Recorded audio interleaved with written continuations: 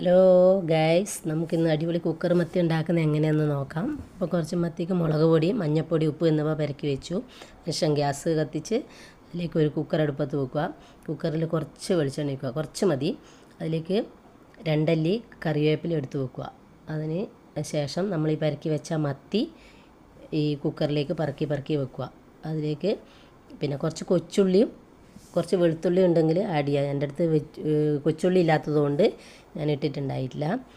ഈ പച്ചക്കുരുമുളകില്ലേ, അത് ചതച്ചിടുക. പച്ചക്കുരുമുളക് ഇല്ലെങ്കിൽ കാന്താരി മുളക് ചതച്ചിട്ടാലും മതി. അതിലേക്ക് നമ്മൾ എന്നിട്ട് ഈ പച്ചക്കുരുമുളക് ഇട്ടതിന് ശേഷം കുറച്ച് പുളിവെള്ളം പിഴിഞ്ഞൊഴിച്ചു.